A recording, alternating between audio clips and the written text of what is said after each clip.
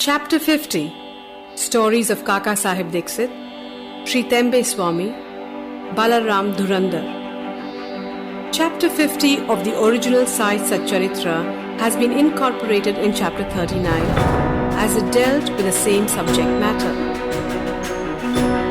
Now, Chapter 51 of the Satcharitra has been treated here as Chapter 50. This chapter gives the stories of Kaka Sahib Dixit, Sri Tembe Swami and Balaram Dhurandhar. Preliminary. Victory be unto Sai, who is the mainstay of the Bhaktas, who is a Sadguru, who expounds the meaning of the Gita, and who gives us all powers. O Sai, look favorably on us and bless us all. The sandalwood trees grow on the Malaya mountains and ward off heat. The clouds pour the rainwater and thereby cool and refresh all the people. The flowers blossom in the spring and enable us to worship God. So the stories of Sai Baba come forth in order to give solace and comfort to the readers. Both those who tell and those who hear the stories of Baba are blessed and holy. It is a well-established fact that though we try hundreds of means of sadhanas, we do not attain the spiritual goal of life unless a Sadguru blesses us with his grace. Hear the following story in illustration of this statement. Kaka Sahib Dixit, 1864 to 1927. Mr. Hari Sitaram, alias Kaka Sahib Dixit, was born in 1864 in Vadnagara Nagar in a Brahmin family at Khandwa.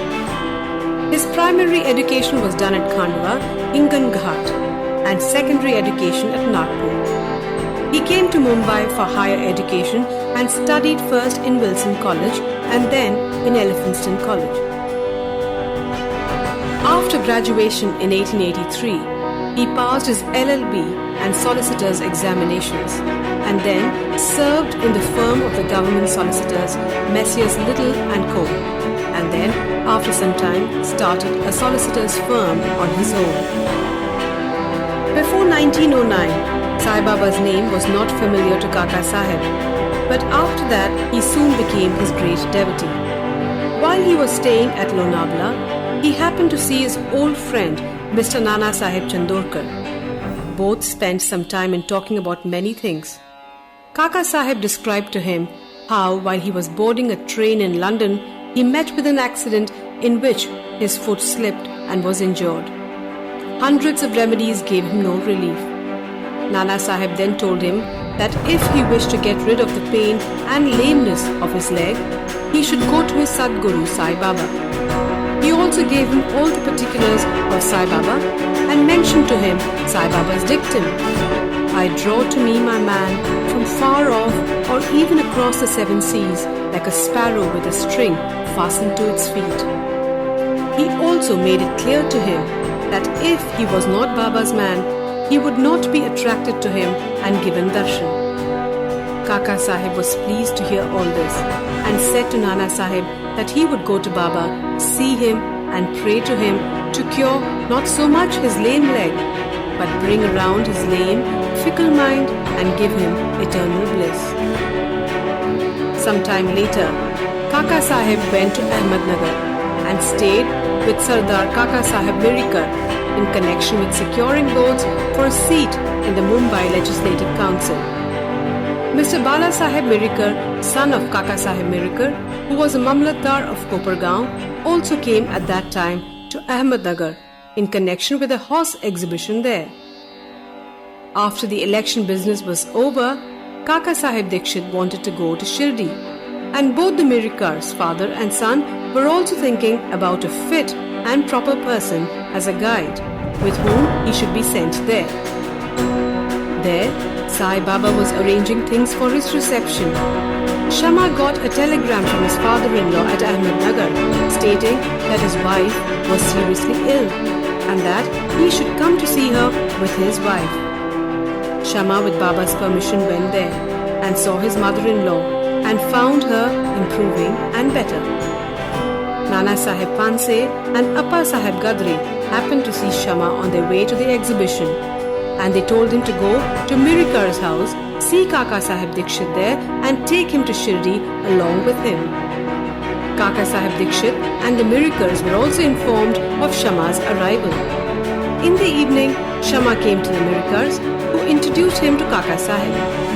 They arranged that Shama should leave for Kopargaon with Kaka Sahib by the 10 o'clock night train. After this was settled, a curious thing happened. Bala Sahib Mirikar threw aside the veil or covering on Baba's big portrait and showed the same to Kaka Sahib. He was surprised to see that he, whom he was going to meet at Shirdi, was already there in the form of his portrait to greet him at this juncture.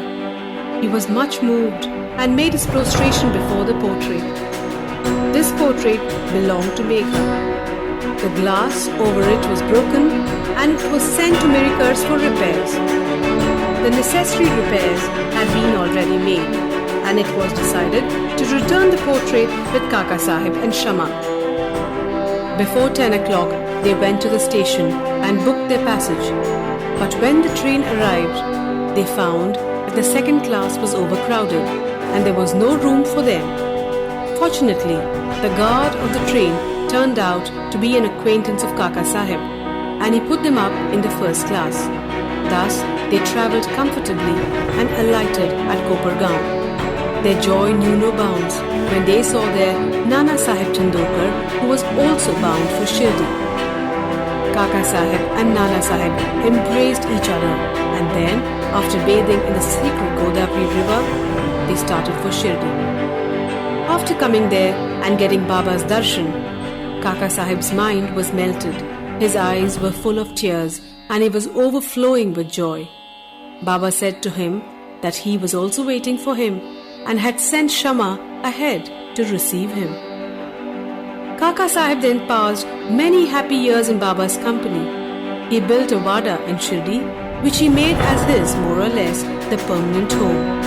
The experiences he got from Baba are so many that it is not possible to relate them all here. The readers are advised to read a special Kaka Sahib Dikshit number of Sri Sai Leela magazine, volume 12, number 6 to 9. We close this account with a mention of one fact only. Baba had comforted him, saying that in the end he would take him in a coach or viman, that is, secure him a happy death. This came out true. On 5th July 1926, Kaka Sahib was travelling in the train with Hemmat Pant and talking about Sai Baba. He seemed deeply engrossed in Sai Baba. All of a sudden, he threw his neck on Hemmat Pant's shoulder and breathed his last with no trace of pain and uneasiness. Sri Tembe Swami. We come to the next story, which shows how saints love each other with fraternal affection. Once, Sri Vasudevanand Saraswati, known as Sri Tembe Swami, encamped at Rajamandri in Andhra, on the banks of the Godavari. He was devout, orthodox, dhyani and yogi bhakt of Dattatreya. One, Mr. Pundalik Rao, pleader of Nanded, went to see him with some friends.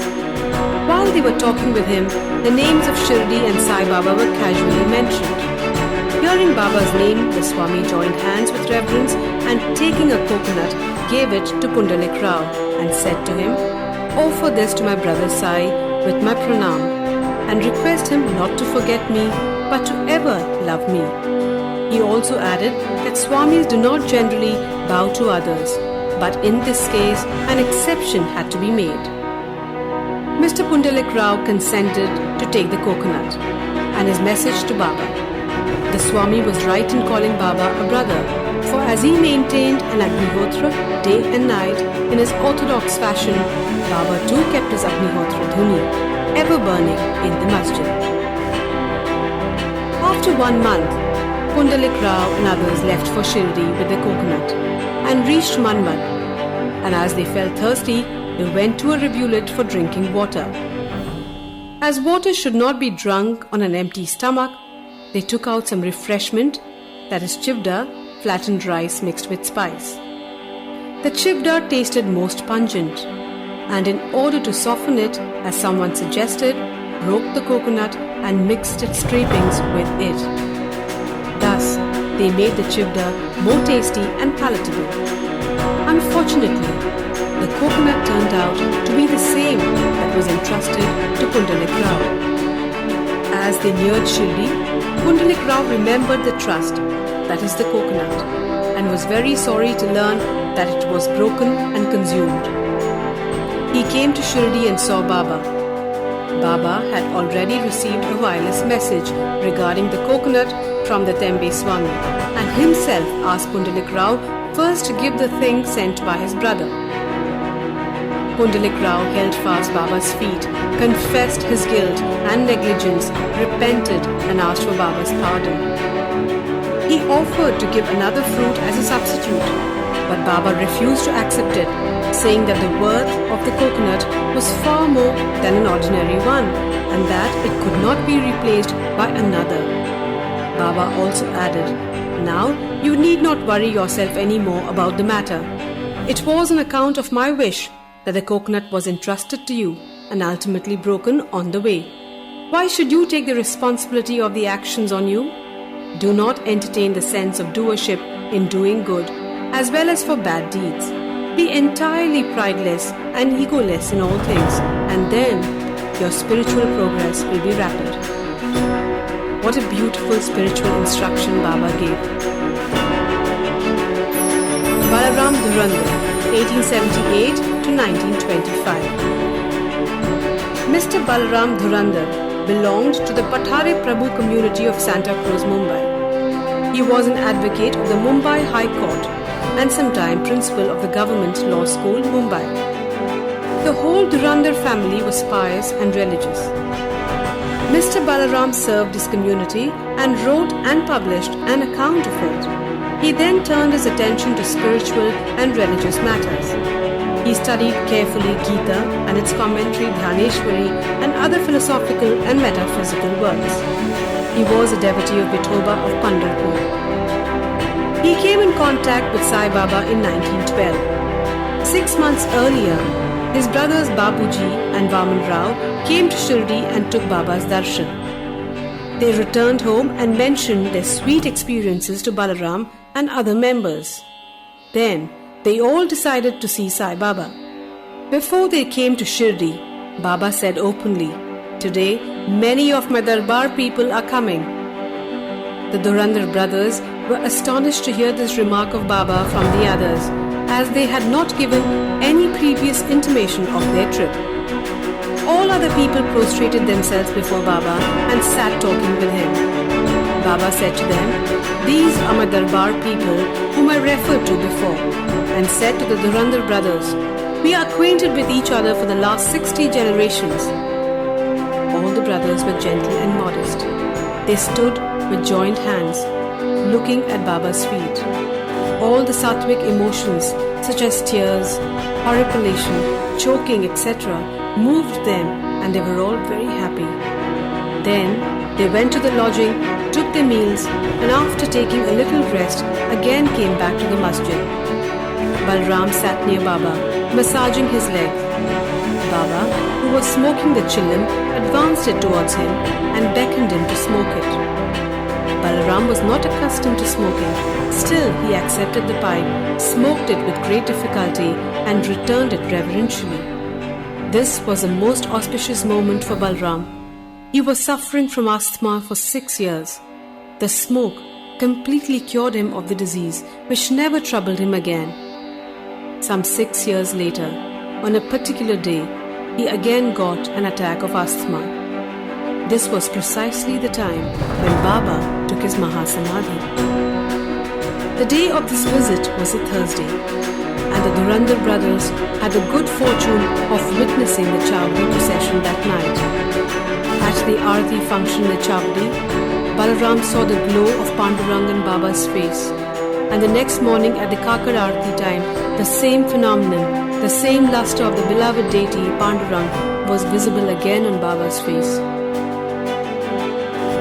Mr. Balaram Dhurandhar wrote in Marathi the life of the Maharashtra Saint Tukaram, but he did not survive to see its publication. It was published later on by his brothers in 1928. In a short note on Balaram's life given in the beginning of the book, the above account of Balaram's visit has been fully corroborated. Bow to Sri Sai. Peace be to all.